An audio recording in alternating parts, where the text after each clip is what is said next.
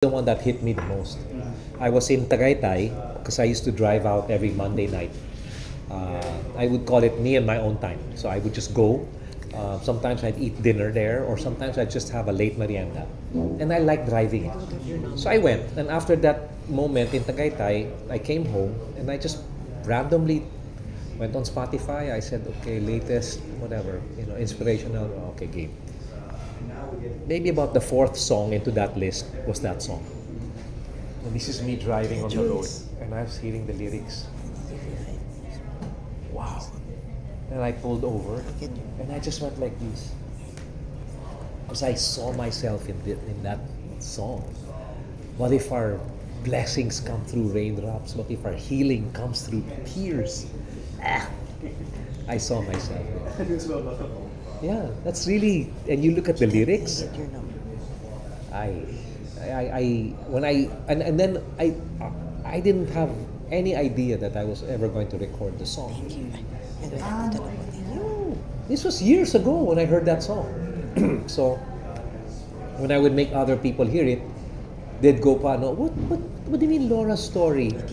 It's the story of Laura." I said, no. The name of the artist is Laura. Her last name is Story, and her song is Blessings. Okay, sige, we'll listen to it. No. Can we listen to it now? So I'd play it, and everybody would hear it. They're like, wow, are you recording this? I said, no, I'm just making you hear it lang.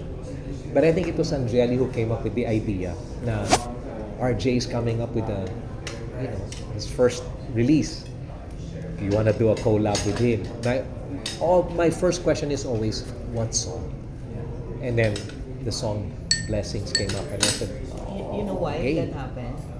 Because RJ wanted to record Blessings, and I knew you wanted to record Blessings.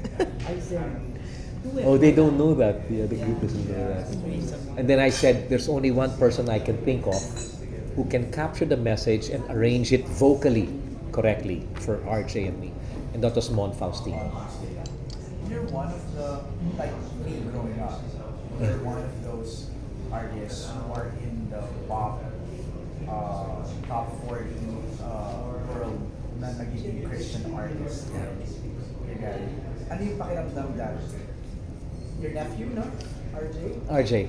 Is also in that same space? Well, he actually does more because he actually does praise and worship in church. And that's not a performance. You're leading people to come into a service. You don't go to a service and say it's MJ Felipe service. No, it's a church of MJ Felipe, but he might be the pastor, but it's not his service. It's a praise and worship service. That's what he leads people into, and that's quite a task to do. But when I found out I was doing the duet with him, I instantly felt comfortable. More than knowing that our voices would really blend well, it was the fact that this guy knows what the song's about.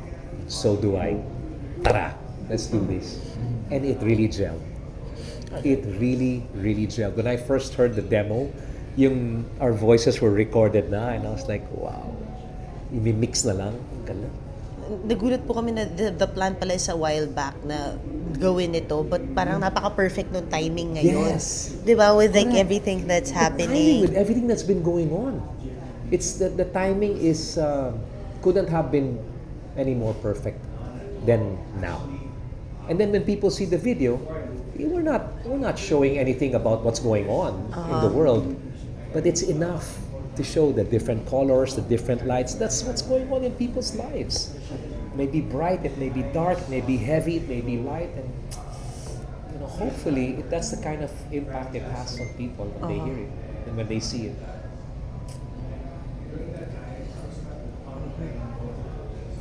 Grabe kasi everything that's going on.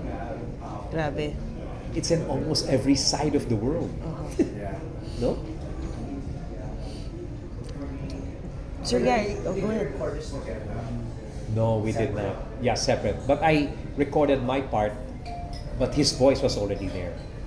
So I think what they did was he might have worked with Mon Faustino first, with Mon's voice doing it, and then because I said I can't. It's so hard for me to express myself when I know that the person I'm doing a duet with may express it in a different way. Dapat Gusto ko, minamatch ko siya emotionally.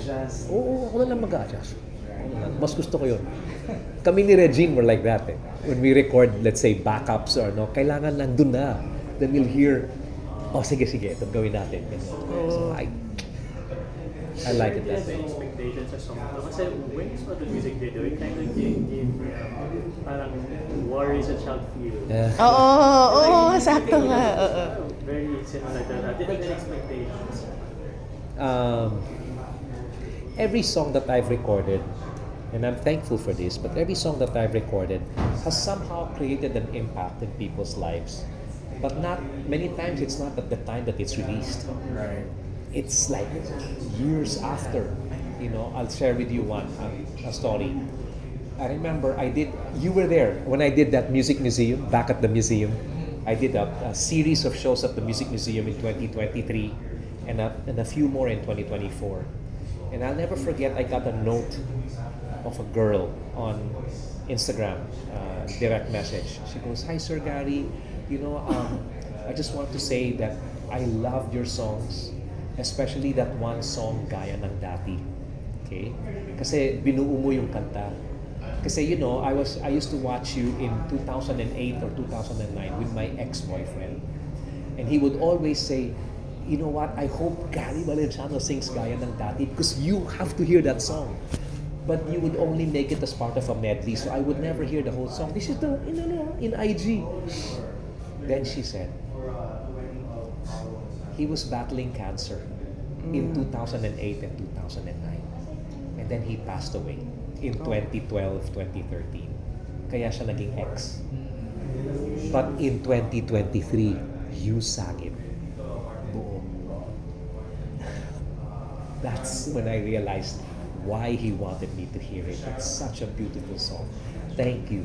I was really moved by it. But the song was released in 1991. Wow. Diba? I just do it once in a while, pero It's yung The song is timeless. it is. The songs that I've been given are timeless. It was written by a pastor. So how many stories does the pastor have actually that made him write that? Actually, looking back right now, I'm just going through your catalog in my mind. Parang most of your songs are timeless. Even the non-Christian songs like Babalik Ka Rin. Yeah. Diba? Sana po. Yeah, Babalik Ka Rin. I just released a new version with SB19. Diba? Parang, wow. Yeah, you know, Gary, the way you speak now, and you're just telling the story of this girl who just came. Parang the way you just share the story. Parang kanta mo parang kumakanta ka na parang, kasi nagdala ko si RJ, when you sing ba a Christian song, when you write a Christian song, is there some sort of a pressure to move the listeners? Because that's the purpose of the song. Me, it's if I'm moved, it will come out in the way I perform. And when I'm moved and I sing it, thank God people capture it. Like when I did the song Take Me Out of the Dark during the pandemic, there was no light on my face. It was just, I just told Julia's here. I said, remember Julia, when we did Take Me Out of the Dark? And I said, okay, let's... Against the light. Yeah, and then she was the one that said, yeah, but Tito, there's no light on you. And I said, let's just cap one take lang to ha. We're gonna take this once lang. And I played and everything and recorded, okay, take, go. Just what is it? That song was written in 1986. Okay? And then it took leaps and bounds already here. And then it kind of just simmered down and people knew of the song. Then when the pandemic hit, it went beyond the borders of the Philippines. Yes. And started reaching people everywhere in the world. And did I sing it like the way I first did it in 86? No. I sang it based on what we were going through then. It was not just a pandemic, but we also lost the ABS-CBN franchise. So Lord, okay game, let's just do this. Just what is it in me? Then ako na nag-edit ng video. I said, okay, let's put this here, let's put that there. And the rest is history. So going back, the pressure to move the audience, it's not there. It's never there. It will happen if it's meant to happen at the time that it's supposed to happen. But it will happen. As to how and when, I don't know. But it will. What's your experience like now collaborating with the P-pop guys? Ano, of kasi course, ganito yun, etc. ano? Kaming mga nasa P-pop Yeah. na yun. Yun nga. No, it's ano That's the most unexpected thing Yeah. for me. Oo. You know, to let's say for example, Beanie, when they have their concert, can we have Sir Gary to do it? Oo. And these girls move from the beginning of the song to the end. Ako talagang hingal na hingal talaga. Bira ba kayo? Pero Grabe pinupush naman ang niyo po resistance eh. niyo. It's hard, ah. Kasi I'm old enough to be their lolo. Oo. Diba? Parang ganun. So, but it was so good to see them so humble up in their dressing room. They're all there. Then they're eating all together, and I'm there on my own table. I'm also eating, and then game. Let's practice. Oh, we practice together. Parang I could see already where they were gonna go to and how high they were gonna go, and I don't think they've even reached the peak just yet. Kasi they have the support of the entire Philippines, diba? So that's going to make more noise in the world, you know, for a group known as Beanie. And that's just Beanie.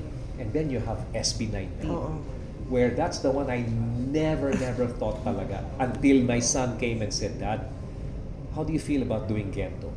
So I looked at him and I went, no rush, I can do this all day. Yeah, that one, can you do that? I said, wait, wow, I'm just kidding. He goes, no, because Julian San Jose and Stel are doing a concert. I said, so SB19, no, Dad, just Stel. And they want you to do Gento with them. So practice talaga ako sa bahay. Little did I know na there was already something building up. I guess because of that performance, they kind of opened up their doors to the possibility of doing more collabs. And so it opened up to them agreeing to guest in my concert. Buhuti na lang, it was the second night. I know. Kasi the first night, diba, yun ang nangyari na lahat sa akin doon. But the second night, they were there. And then when I did the song "Lead Me, Lord," and the main idea was that anybody who believes in the song can even just stand up with me on stage. They came and they stood. Nakatayo lang sila. I was like, and then the podcast. Sir, the management asked, can Gary be part of this first podcast called Time First? Time out muna. I said, okay, what are we going to talk about? Sir, they'll just ask you questions. Just share. Oh, sige. Okay? So now, every time I see them, parang there's a certain bond that we have. Nice. And it feels like it really puts a smile on my face because after 40 years of being in the industry, there are still new things that I get to experience. Sige, let's go. I mean, who knows who's next? Sobrang colorful nga nung mga pinagdaanan nyo, even health-wise, but grabe yung laban, ha? Totoong fighting ito. If ever anything comes to an end, I want it to end while I'm doing what I love doing. It can't be me in the hospital bed. No, it's gotta be me doing what I... We want to die on stage. It almost happened. Yeah. In 2018, I was in ASAP. You know what the doctor told me after the operation? I said, Doc, I was like, Doc, how close did I come to rupturing that left main artery? And he sat down, he goes, with everything you did on stage, maybe one more jump, Gary. One more jump. Kasi that's how it ended, eh. Then the pain was already there from the beginning of the number. Then I hugged Gavin on. He says, one more jump, and it would have ended right there. Even if they got paramedics, you'd be gone. You'd be gone. It's left main artery, that they call it the widowmaker. So I came close to that. So it doesn't mean I want to be on stage if ever that happens, but I want people to know, he was working on something pa. He was still doing this pa. But that makes sense. Because you always live life with purpose. Right? I've been given so much. So I can't just go home and look at all the instruments I have and go, that's a nice collection. No. Hindi ka papayag. Create something. And when you're talking about, when you mentioned kanina about the way I tell my stories, there's an idea for me to come up with a book of about 60, 65 stories. But instead of people just reading it, I actually share the story. Audio. either audio or even with video. So So it's not a memoir. Not yet. Not yet. not yet. Okay? And what I want is actually to share it the way I'm sharing it with you. So I might invite people Oh, to sit that's and listen to the nice. stories as I Oo. tell them. And while I'm sharing it, I'll also score it later on, Wow. post-prod. So if I do that, that takes care of me and my desire to score. Because I've always wanted to score a film. Oh, wow. You know, hopefully I can still do And that's a fresh format. it. Is. It will be. Because it's just, you know, it's just, I don't know how many cameras and on, and I'll just share the stories that I have. And then I have crazy stories that one day I can share with someone. Wow. In terms of the projects that you do, because you're gonna do Idol Philippines Kids, how hands-on are you, or gaano mo ka sinisift through yung mga format na mga tinatanggap mo ngayon ng mga project? Okay, let's go through the simplest ones, like ASAP. I have to be careful what I sing. Every song, I want to make sure that there's no negative thing to it. You know, I'm very meticulous because I've worked this hard to last this long. So I can't compromise and just, you know, just do whatever. With Idol Kids Philippines, there is a format, but they leave it up to us as what we have, what we want to say, and what we have to say to the kids. What we have to say is either a yes or a no. But what we want to say is what we used to build them up. Kasi some of them are really adorable, but they don't have a voice. So how can you say yes? Yun nga eh. Paano magiging idol yun eh? Makikita ba namin yung pagiging ano mo dito? Parang may pagka-parenting style mo rito. Kasi kids to eh, di ba? You see me more like a papi, like a lolo. Totoo, wow! Oh, okay, I'll say no to you, but do you know why? Look at me, okay? Look at me. Okay, this is why. Ganon. That's how I am. It's not like, sorry, you know, you come back na anyway, there's another season, you know, no. Bakit There's gano'n ka ba always sa a- kids? Kila Pao before? Kila Gab? Like, were you strict at some point? I was really strict. You were you I the would whack bad, them. talaga, bad cop? No. I Walang was not ganon. a bad cop. Siya- And they knew it. When I was a bad cop, Alam na. when there was a bad cop, it's always like, yeah, but he's going to become good. I'm sure he's going to become good, but I'm a bad cop first. Paolo, come here. Gabriel, naku si Gabriel. Naawa na nga ako sa tsinelas ko eh. Dahil sa kakapalo kay Gab. Gab, face the wall. Makatayo si Gab ng ganun. Then biglang tahimik. Correct, correct. Uy, Gab's behaving na. Gab? Gab. Ayan, look at the guy there. Look at the guy there. Look.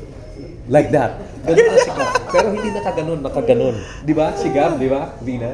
Nandun. Facing the corner, he's like that. Because he's makulit. But I was always like that.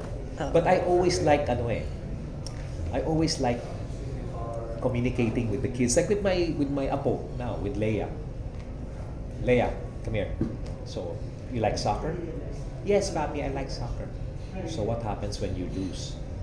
Oh, I said, no, you're gonna lose sometimes, but if you lose, that means you're gonna work harder so that when you win, you treasure it even more. Because if you keep winning, then it's not gonna mean anything anymore, right? So sometimes losing is what makes you appreciate winning even more. Okay, so you do your best. Yes, Papi. Okay, go. That's nice. And I love Para doing may that. at least na test drive nyo na pala sa mga apo nyo bago sa mga bata sa Idol Philippines, di ba? Yes, and Kasi ang it's hirap nice nga kasi eh. You're gonna deal with the ego of kids. It's hard, ah. Oo, Kasi ibang some- responsibility yan. Oo. Make or break yan sa kanila. And we have ano naman. We have a Mga- psychologist. Yes, yes, there. yes. Child Correct, psychologist correct. is Oo. there. Na kailangan talaga. Kasi no matter what you explain, maano yan, and they get that remains with them. Correct. The advantage is because they're young, they have many opportunities pa in the future. Correct. As compared to somebody my age, tapos biglang, no eh. Oh, wala na. There's hardly anything out there now, yung ganon, because of the age. Because they're young, there's so many doors pa that will open up for them. And galing, because Regine tells them, hey, hindi lahat ng mga contests na sinalihan ko, nanalo ako. May mga oras din na natalo din ako. Kayo ba may ganun? I joined only 2 contests. I won 1. The other one, they gave me a special award, but Token? Token award? Token lang. Totoo. Kasi ako lang ang walang award eh. So yung mga Hapon, sorry, Philippine. Okay, okay, Asian Special Award. How did you deal with the failure? Kayo naman. How did I deal with that failure? I felt sayang kasi I didn't like the song that I did, but it was chosen by the Japanese. And when I got the award, sabi ko, okay, no problem. But nawala rin yung award kasi nasa display yan at Music Museum. Eh nasunog yung Music Museum. May ayo. Nasunog din yung award. Wala na rin. Yung token award, nalimot na. Ito na, ngayon na lang ulit nabalik. Sa internet mababalik. Ay, that time talaga. Then the other one that I won was an inter-LaSalle competition. So English, that they made us the best of LaSalle Bacolod, LaSalle Green Hills, the LaSalle University, LaSalle Lipa, and all. They all met in Cebu, in this place called Toledo City in Cebu. And that's where the contest was, and that's when I won. Wow. Yeah. Thank you. That's it. Sa career niyo, meron ba kayong consider parang failure niyo talagang My career? Or do you failure? call it failure? Ano ba? Like redirection? Ano? There was one album that came out in 1997. Was it 1997 or 2000? No, 1997. It was called Interactive. No, Relevance. I'm sorry. It was called Relevance, and 2006. And that didn't create the impact that I was hoping, even if I liked the songs in the album. And then the other album was before that, the Interactive album, because it was too ahead of its time. CD-ROM and then a CD. So you could put the CD-ROM in the computer, you could open it up, and you could go through my digital home, and you could go to my music room, my bedroom, all of that. But no, not many people knew what that was. They would call it CD-ROM. It's not ROM, it's ROM. R-O-M, Random Operating Memory or something. Read-only memory. Read-only memory. RAM was Random Access Memory. Yeah. Read-only memory. So yun. So those are the two projects. Then biglang boom, after 2001 with the Revive album.